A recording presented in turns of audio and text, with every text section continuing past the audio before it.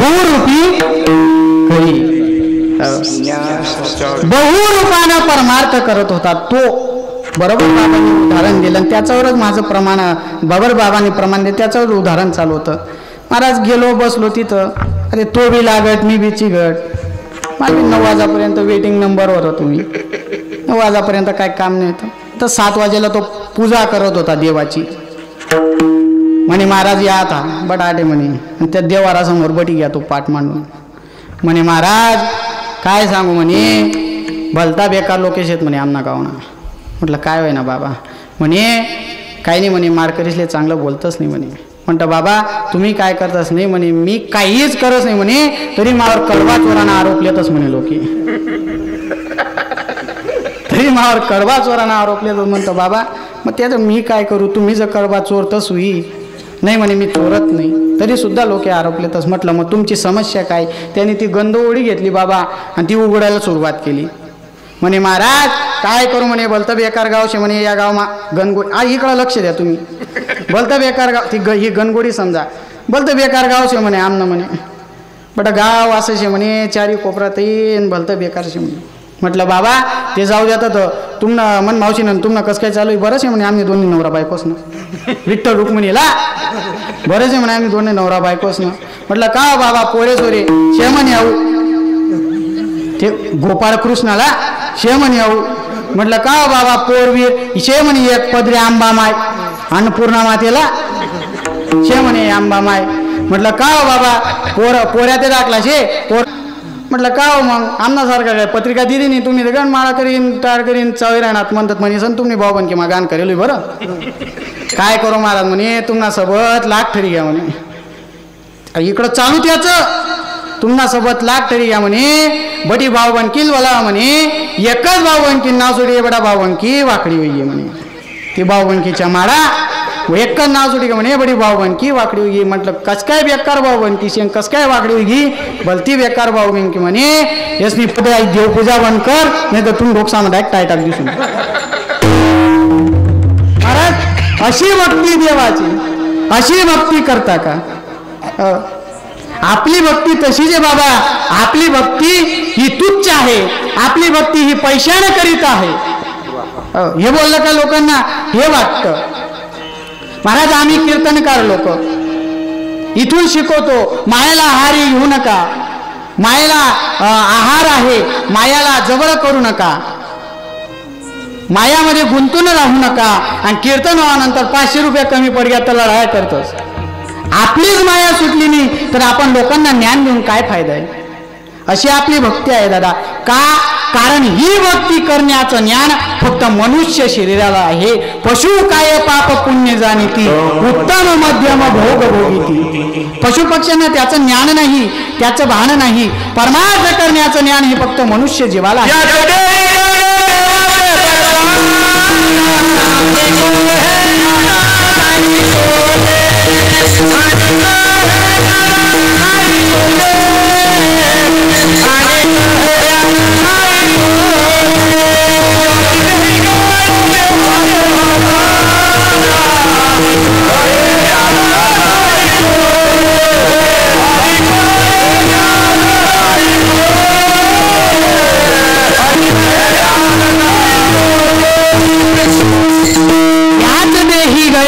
देवाचे भजन अनेक हे ज्ञान नाही कोठे. हे ज्ञान अनेक कुठ ठिकाणी नाही. का येण्याची शरीरे शरीरा येणे सरे किंबहुना एर झारे चिरा परे. किंवा मनुष्य देहाचे ज्ञाने सचिदानंद पदवी घेणे ऐसा अधिकार नारायणे कृपावलोकने दिधला असे. ऐसा अधिकार नारायणे कृपावलोकने दिधला असे. परमार्थ करण्याचं ज्ञान हे फक्त मनुष्य जीवाला आहे. इतर कुठल्या शरीराला त्याचं ज्ञान नाही त्याचं भान नाही. तरी सुद्धा आपण मनानं भक्ती करतो. आणि माऊली ज्ञानोबा हरिपाठामध्ये वर्णन करतात मनोमार्गी गेला तो येथे मुकला हरिपाठी स्थिरावला.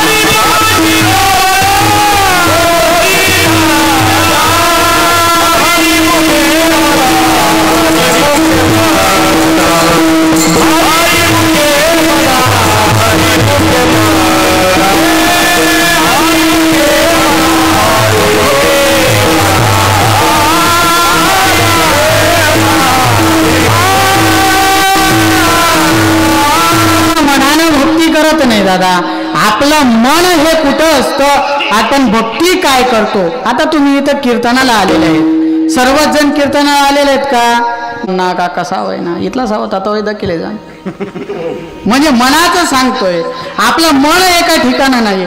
समजा तुम्ही इथं आल्या माय मावल्या हो आणि बोलणी माझं दूध ठेल होई आणि तुम्ही याद नाही राहणार की गॅसनं बटन चालू शे का बंद होई जायचे, तुमनं मन कोठे राही गॅसनी बोगणीवर. मी तर ये लागू गॅस चालू आहे का बनी, चालू आहे का बनी, चालू आहे का बनी, अख्खं कीर्तन चालू आहे का बने मा चालणं घेतं ते राज महाराज करी काय. आलं लक्षात. आपण मनाने परमार्थ करतो, आपण मनानं भक्ती करतो, पण आपण जर संतांचं आश्रित होऊन भक्ती केली, संतांचा वाङ्मयावर आधारित भक्ती केली तर आपल्याला मोक्ष प्राप्त होईल.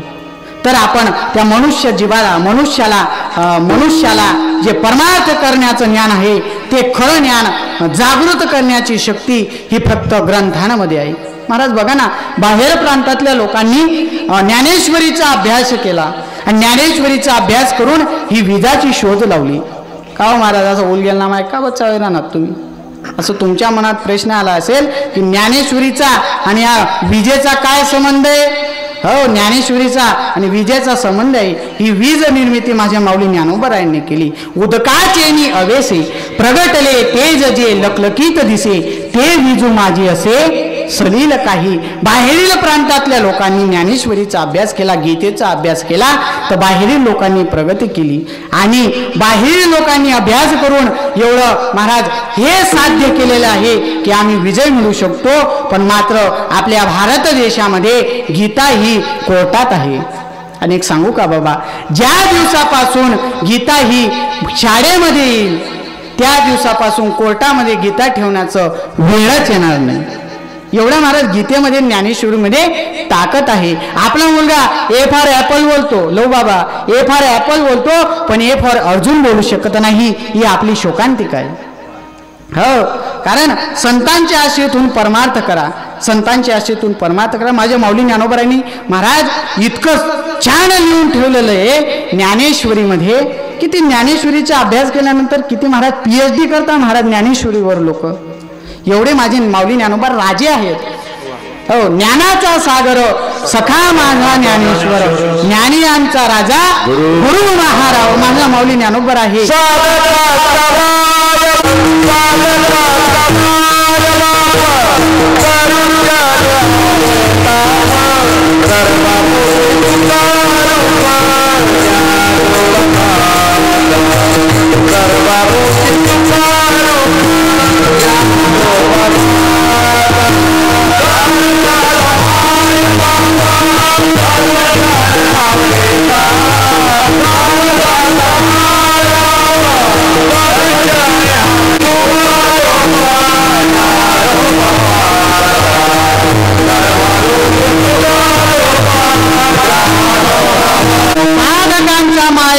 दर्शने हरे ताप. माऊली ज्ञानोबा हे राजे आहेत. या पृथ्वी तलावर 3 राजे होऊन गेले. एक ज्ञानिवंत राजा, दुसरा धनवान राजा आणि तिसरा शूरवीर राजा. ज्ञानिवंत राजा म्हणजे आपण ज्यांचं उदाहरण ज्ञान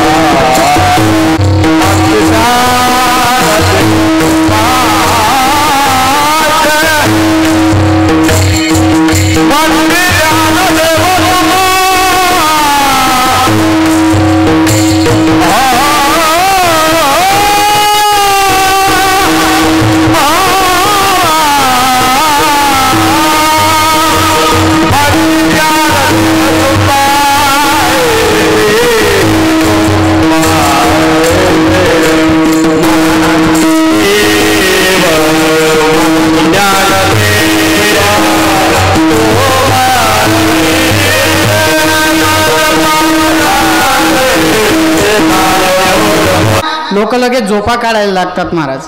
ही संप्रदायाची शोकांतिका आहे बाबा.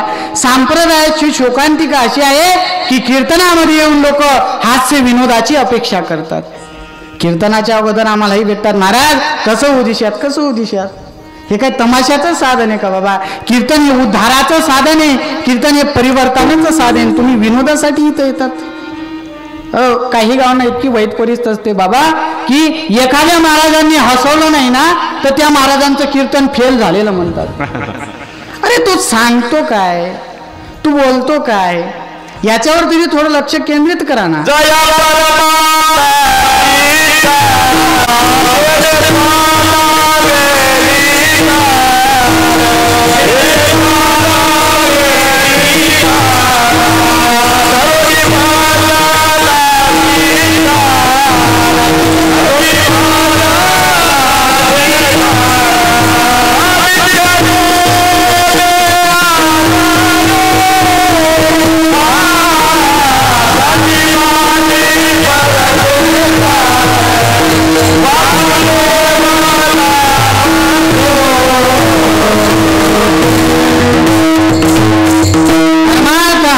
काय येड्या गबाड्याचे काम नाही. कुणीही यावं आणि कुणीही महाराज इथं सांगून द्यावं महाराज थोडा हासार्ज्यात. हे काय हास्य विनोदाचं साधन आहे का बाबा? हास्य विनोदासाठी स्वतंत्र व्यवस्था आहे ना. ऐका, माझा मुद्दा असा होता की माऊली ज्ञानोबराय हे राजे आहेत, ज्ञानिवंत राजा. वारकरी संप्रदायामध्ये माऊली ज्ञानोबराय झाले. दुसरा राजा होऊन गेला तो शूरवीर राजा. त्या राजाचं नाव होतं छत्रपती शिवाजी महाराज. वारे मराठा जयविनी रत्नी. छत्रपती शिवाजी महाराज की. तुम्ही कोणीच बोल नका. मागे मागे तरुण मंडळी. छत्रपती शिवाजी महाराज की. चाल द्या. ऐका, दुसरे राजे होऊन गेले शूरवीर राजे. शूरवीर राजे माझे छत्रपती शिवाजी महाराज. जर छत्रपती शिवाजी महाराज जन्माला आले नसते ना बाबा तर तुमचं माझं नाव काय राहिलं असतं? अफजल खान, कादिर खान, गफार खान, बटी खान, सुलेमान आणि बटी खान. बडा औरंग्याच्या औलादी. बरं का, रोखोक बोल नाही बाबा आपलं. बड्या औरंग्याच्या औलादी राहिल्या असत्या मग, आता जसे आहेत तशा. जर छत्रपती शिवाजी महाराज जन्माला आले नसते आणि तुमचं म्हणा नाव माय मावले हो, नान माय, सुपा माय, गोजर माय, यसू माय, चांद बेगम, हुसेन बेगम, ममता, कटरीना, सकीना. तुम्ही असं म्हणले असते का? असं म्हणल्या नसत्या. वटावर बसतात, बाकीना काजी घसरतात, बाकीना तपकीर लावतात. महाराज सुरत भुसावळ, सुरत भुसावळ, सुरत भुसावळ, सुरत भुसावळ. ती पॅसेंजरले ब्रेकच नाही.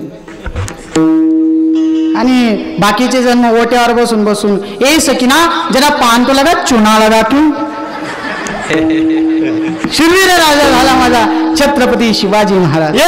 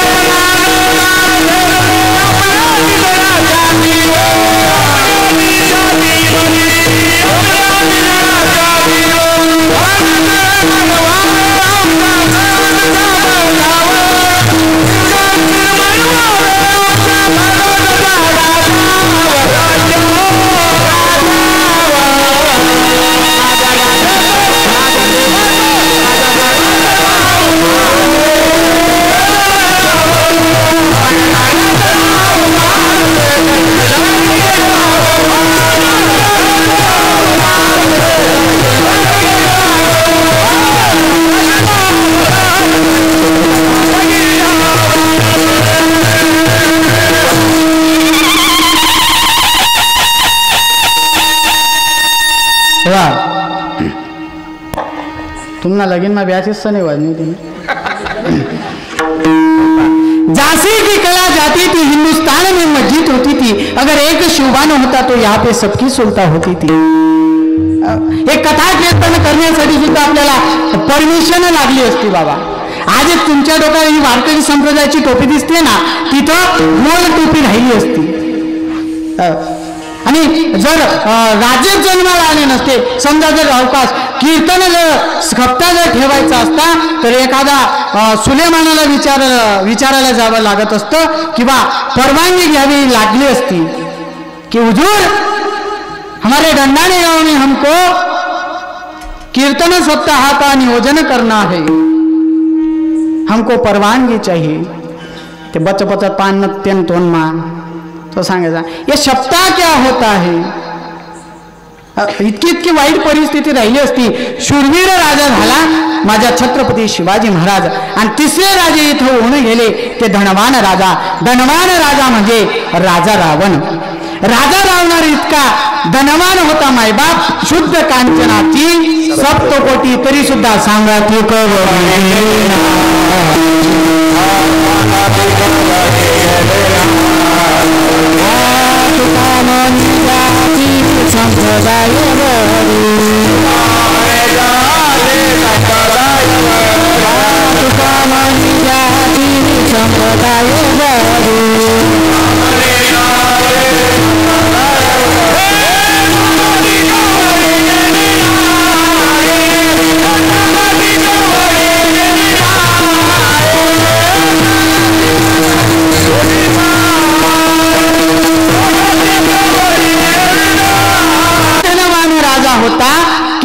प्रतिज्ञा केल्या होत्या काय काय सोन्याला सुगंध आणेन। पहिली प्रतिज्ञा धनवान राजानं राजा रावणानं केली होती की मी सोन्याला सुगंध आणेल।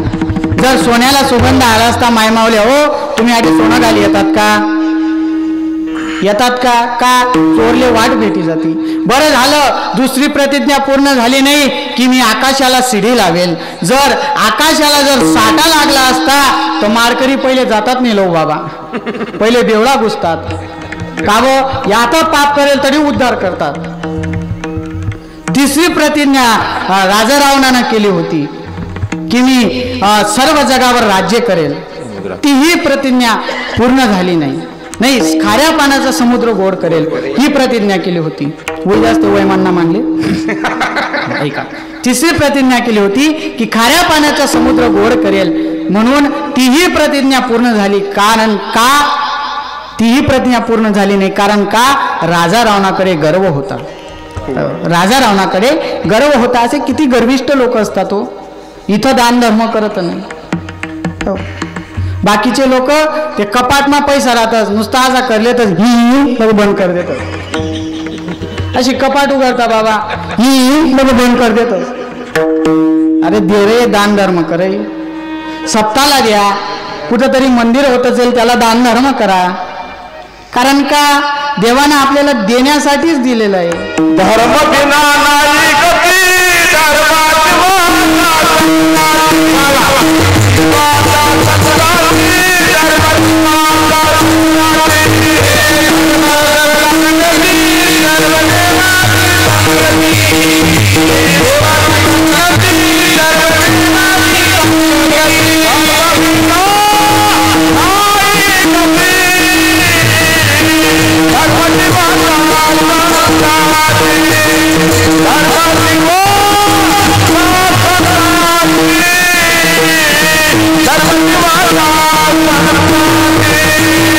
त्याने भगवंत खुश होईल असं ठिकाणी। आणि जिथं महाराज खरं गरज आहे ना तिथं देत चला। जिथं तुम्हाला तिथं लबाड वाटत असेल, खोटं वाटत असेल तिथं देऊ नका, हे सत्य आहे महाराज, इथं देत चला। पण बाकीना देतच नाही तसा विषय नाही तो। ऐका जिथं खरी गरज आहे महाराज तिथं दिलंच पाहिजे, दान धर्म केलाच पाहिजे। कारण देवानं जर आपण विचार केला पाहिजे की देवानं आपल्याला जर दिलंय ना तर ते देणेवाला का भलाच होतं महाराज। देवानं दिलं ना मग ते देत जायचं।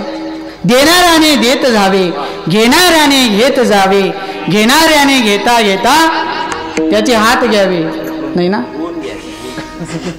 देणाऱ्याने देता देता एक दिवशी त्याचे हात द्यावे. हो, अशी महाराज भक्ती पाहिजे, असं दानाचं ताकद पाहिजे. महाराज समजा तुमच्या गावाला इथं मंदिर बांधलं होतं. हे मंदिर बांधलं जात आहे ना, मंदिर पूर्ण झालं ना, मी तर सर्व गावाचा पैसा होता ना, सर्व गावाचा पैसा होता ना.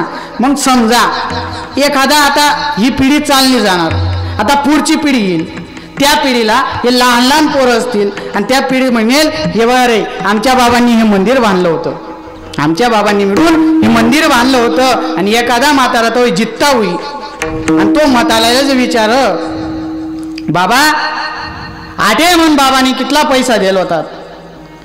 पहिला पोऱ्या विचारी आठे मन बाबांनी कितला पैसा दिला होता.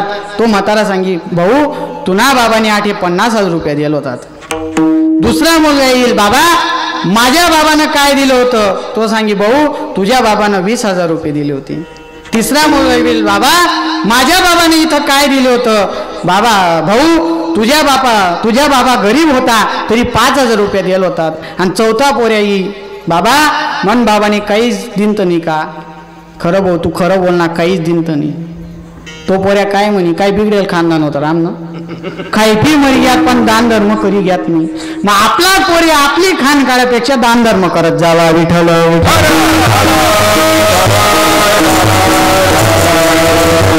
जेले लागजी तो काय म्हणे कीर्तन बरोबर नाही होतो तुले बोधा लाग्या ते सांग म्हणा. बरोबर होतं मग गोयांसरी घ्यात ऐका. हेच गरज आहे बाबा परिवर्तनाची. कीर्तनाच्या माध्यमातून गरज आहे. आपल्या विषयाकडे या. ज्ञानिवंत राजे झाले, शूरवीर राजे झाले, धनवान राजे झाले. ऐका माऊली ज्ञानोबरांनी विजेचा शोध लावला. एवढे माझ्या माऊली ज्ञानोबरांच्या वाणीमध्ये तप आहे.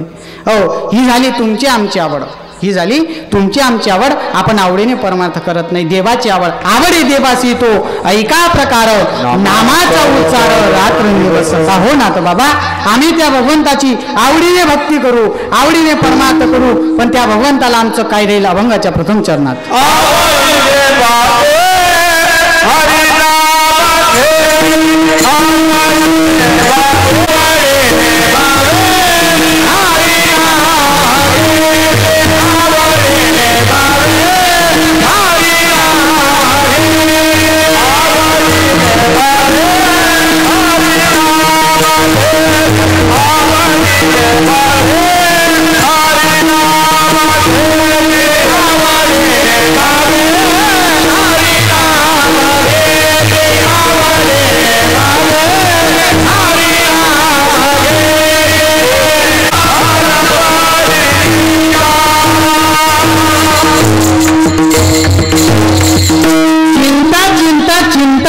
काय बाबा.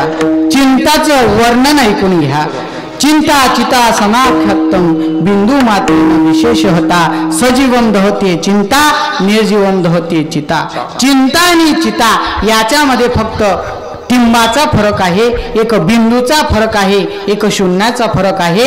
चिंता ही सजीव माणसाला जाळत असते तर चिता ही निर्जीव माणसाला जाळत असे. तर हे भक्तिशास्त्रामध्ये चिंतेचे 6 प्रकार आलेले आहेत. उग्रामवास कुलहीन सेवा, कुभोजनम क्रोधमुखीच भार्या, विधवाच कन्या मूर्खस्य पुत्रम, विनाशहत प्रहंतकायम. 6 प्रकारच्या चिंता अशा आहेत की या अग्नी वाचून जाळू शकतात किंवा जाळून टाकतात. उग्रामवास पहिली चिंता. पहिली चिंता उग्रामवास. उग्रामवास म्हणजे काय हो. एखादं वाईट गाव. तुकोबाराय वर्णन करतात भल्या मुला मारी तेथे कोणी न निवारी. शेवटी तुकोबाराय त्या गावाचं वर्णन करताना शेवटी लिहितात तुका म्हणे दरी सुखे शेवावे ते भरी. अशा उग्रामवास अशा गावामध्ये राहण्यापेक्षा एखाद्या नदीमध्ये तलावामध्ये प्राणत्याग केलेला बरा. ही उग्रामवास. एक गोष्ट तुम्हाला माहिती असेल की अशी वाईट एक नगरी होती की नगरीमध्ये अंधेरी नगरी बेबुद्ध राजा, टक्काशेर खाजीवर टक्काशेर भाजा. त्या नगरीचा नियम होता की त्या नगरीमध्ये पेढे देखील 10 रुपये किलोचे मिळायचे आणि मुरमाळा देखील 10 रुपयानं किलोनं मिळत.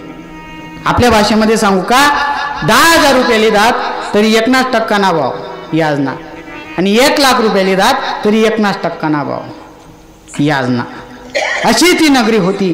त्या नगरीमध्ये प्रकार असा होता मायबाप की एक गुरु आणि शिष्य त्या नगरीमध्ये राहण्यासाठी गेले आणि गुरु शिष्य राहण्यासाठी गेले असताना ती नगरीचा नियम होता की टक्काशेर खाजावं टक्काशेर भाजा, पेढेही तितकेच आणि मुरमुरे तितकेच किलोनं मिळायचे. तेव्हा शिष्य खाया प्यायला थोडा चंगड होता. शिष्यानं सांगितलं, म्हणले गुरुजी मला या नगरीमध्ये आता वास करायचा आहे, या नगरीमध्ये मला राहायचं आहे. तेव्हा त्या गुरुजींनी सांगितलं, अरे मूर्खा, अशा नगरीमध्ये राहून फायदा नाही. अशा नगरीमध्ये जर राहिला तर तुझा काहीतरी म्हणजे तुला अपय येईल. नाही गुरुजी, मला राहायचं आहे. आता हा चंगड खाण्यापिण्याला पेढाच खाय. आता प्रकार असा घडला, त्या नगरीमध्ये एक चोर एकाच्या घरी चोरी करण्यासाठी गेला होता आणि अनावधानाने ती भिंत त्या चोराच्या पायावर पडली. आता राहून साहून हा चोर आहे तरी हा राजापाशी गेला आणि राजाला सांगितला, म्हणे राजनजी, मी याच्या घरी चोरी करण्यासाठी गेलो होतो आणि याची भिंत माझ्या पायावर पडली, माझ्या चोरीच्या व्यवसायात खंडन आली, माझा पाय मोडला, आता माझा पोराबारांचा सांभार कोण करेल? मग राजानं काय न्याय द्यावा? वास्तविक हा चोर होता आणि चोरांना फाशी द्यावी का घरमालकाला फाशी द्यावी? चोराला फाशी द्यावी. पण राजाने निर्णय असा दिला की घर मालकाला फाशी. आता घर मालक म्हणे घेण नाही देण नाही ना, आपलं कंदीलला येणं कथा येऊ नये. चोरी करायला होता. घर मालकाने सांगितलं, म्हणे राजन, मी पाणी मारायला कंत्राट दुसऱ्याकडे दिला होता, चला म्हणे त्या पाणी मारायला फाशी. पाणी मारणार म्हणे एक स्त्री सुंदर असा पायामध्ये दागिना घालून या गलीतून जात होती, माझी नजर त्या स्त्रीच्या दागिन्याकडे गेली, म्हणजे ती स्त्रीला फाशी. ती स्त्री होती प्रधानजीची पत्नी. त्या प्रधानजीच्या पत्नीला फाशी. प्रधानजीची पत्नी म्हणू लागली, हे मला माझ्या हजबंडनी दिले, माझ्या मिस्टरांनी दिले, चला म्हणले प्रधानजीला फाशी. प्रधानजी म्हणले, हा सोनारानं मला दागिना घालून दिला, सोनाराला फाशी. आता सोनार दादा घेण नाही देण नाही बिचारा. सोनाराला पुढे काही पर्याय उरला नाही, सोनाराला फासावर चढवलं. सोनाराला फासावर चढव गेलं. सोनार दादाचा गळा फुंकून फुंकून अति बारीक झाल्याने तो फास काय सोनारांना गयामा बशी नाही. आता त्या नगरीमध्ये असं होतं, अंधेरी नगरी, बेबुद्ध राजानं निर्णय असा दिला, ज्याला हा फास बटेल त्याला फाशी दे टाका. मासा एकमेक पेढा खाणार होता कोण? गुरु सोडीसन शिष्य राहिला होता ना तो, त्याच्या गळ्यामध्ये तो माप फिट बसलं. शिष्याला फाशी, चला शिष्याला फाशी. शिष्याला पुढं आणलं. तेव्हा शिष्याला गुरुजींनी सांगितलं होतं की माझं स्मरण कर, मी तुझ्या समोर येईल. गुरुजी समोर आले आणि गुरुजींनी सांगितलं, म्हणजे शिष्या चिंता करू नको, तू फक्त म्हण मला अगोदर फाशी द्या, मी म्हणेन मला अगोदर फाशी द्या. राजा डोकं खाजू लागला. इंदिराबाईच्या मारेकरांना फाशी दिली, चांडाळ चौकडीच्या फाशी दिली, अशी घाई कोणीच केली नाही. आणि हे का घाई करतात? तेव्हा गुरुजींना विचारलं, गुरुजी तुम्ही अशी का घाई करतात हो? तेव्हा गुरुजींनी सांगितलं, म्हणे राजन, तुम्हाला कळत नाही, मला कळतंय, जो पहिले फासावर जाई तो या नगरीना राजा होई आणि जो नंतर फाशीवर जाई तो राजा या नगरीना प्रधान होई. आता राजानं डोकं चाललं नाही. तो राजा म्हणे, का रे मन नगरीवर ध्यान ठेवणार सोन, तुम्ही दोन्ही मरी सन, माले राजा पण आहे कराय ना, या दोन इसले सोडा, माले फाशी द्या. अशा नगरीमध्ये राहून उपयोग आहे का? उग्राम वास कुलहीन सेवा.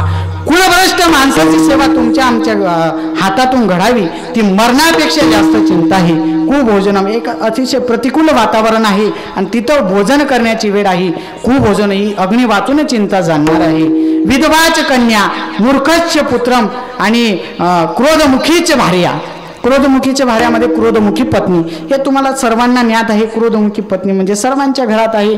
जेवणाच्या वरून भांडण होणं केव्हाही म्हणजे विजेचा कडकडातच क्रोधमुखीच्या भार्यामध्ये क्रोधमुखी पत्नी, या 6 चिंत्या अग्नी वाचून जाणणाऱ्या आहेत. या चिंतांना अग्नीची गरज लागत नाही, आपोआप मनुष्य जळून जातो, असे या चिंता आहे. एवढी दुस्तर चिंता, एवढी नास्तर चिंता आहे. या चिंतेतून आम्ही काय करावं? कुठल्याही पद्धतीचं दुःख घेऊ नका. अभंगाच्या दुसऱ्या चरणात